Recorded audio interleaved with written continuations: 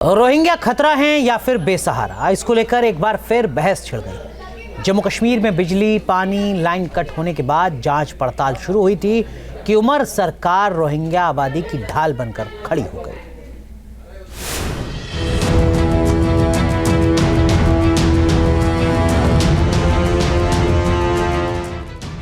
Jammu reason में Rohingya की अवैध बस्ती रहेगी या हटेगी, इसको लेकर जबरदस्त घमासान छिड़ा है। न्यूज नेशन की ग्राउंड रिपोर्ट में देखिए, यही है वो रोहिंग्या घुसपैठियों की अवैध बस्ती, जहां 7,000 के करीब रोहिंग्या आबादी रहती है।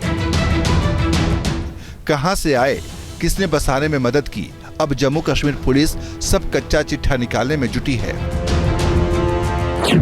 ऑपरेशन रोहिंग्या, न्यूज नेशन की एक्सक्लूसिव ग्राउंड रिपोर्ट।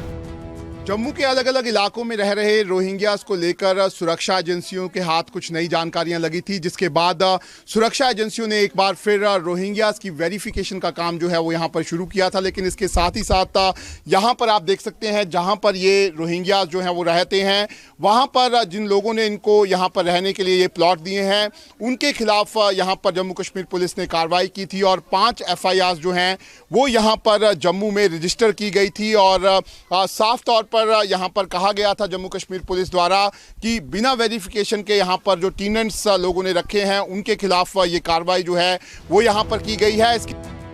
रोहिंग्या की ये अवैध बस्ती सुरक्षा और खुफिया एजेंसियों के रडार पर है।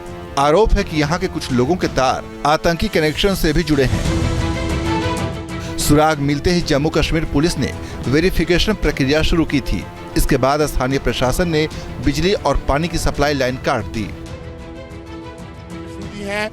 इन्होंने यहाँ पर आधार कार्ड और दूसरे डॉक्यूमेंट्स जो हैं वो यहाँ पर बनाए थे, जिसके बाद कार्रवाई जो है वो यहाँ पर की गई थी। इसके साथ ही साथ यहाँ पर कई ऐसे रोहिंग्यास पहुंचे थे जिनके पास यहाँ पर रिफ्यूजी कार्ड भी नहीं थे, जिसके बाद सुरक्षा यहाँ पर जो जम्मू कश्मीर पुलिस थी उन्होंने उन्हें डिटेन करके यहाँ पर हीरानगर डिटेंशन सेंटर में भेजा था, जहाँ पर 200 रिफ्यूजीज जो है रोहिंग्या वो इस समय भी बंद हैं।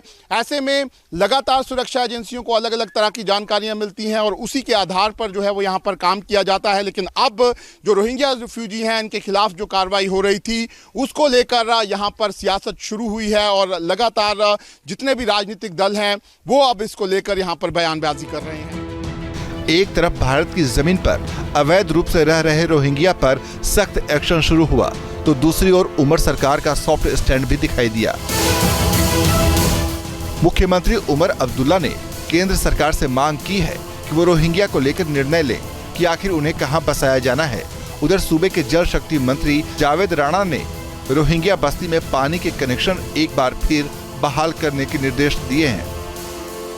काफ़ी एक इशू था हमारे सामने आया था, वो रोहिंग्याज का एक इशू है जिसको हम नेशनल लेवल पे उसको टैकल करना है। गवर्नमेंट ऑफ इंडिया उस पर क्या फ़ैसला लेती है वो बाद की बात है। लेकिन जहाँ तक पानी का ताल्लुक है, पानी तो किसी का कोई काट नहीं सकता है। और ये अनह्यूमैनिटेरियन ग्राउंड अगर ये बात नेशनल लेवल पे जाती है, इंटरनेशनल लेवल पे जाती है, तो हम ऐसे लोग भी हैं जो हम दूसरे का पानी काट देते हैं, दूसरे की रोजी रोटी बंद कर देते हैं। तो मेरे ख्याल में ये इंटरनेशनल लेवल पे हमारी छवि खराब होती है। रोहिंग्या की बात करें तो 2008 में ये जम्मू, सांबा, कठुआ के इलाकों में पहुंचे थे। सरकारी आंकड़ों के मुताबिक जम्मू में 7,000 से अधिक रोहिंग्या रह रहे हैं।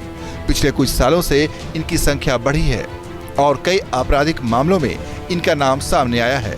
हद तो तब हो गई जब रोहिंग्या के लोगों के पास से आधार कार्ड और अन्य दस्तावेज भी मिले। बीजेपी कहती है कि रोहिंग्या घुसपैठिए देश की सुरक्षा के लिए गंभीर खतरा है। यहाँ के लोगों की सुरक्षा भी पहले नंबर पर है। हम लोग जम्मू कश्मीर के रहने वाले हैं, यहाँ पर जम्मू कश्मीर के वासियों की सुरक्षा की जिम्मेवारी भी जो है वो सरकार की है।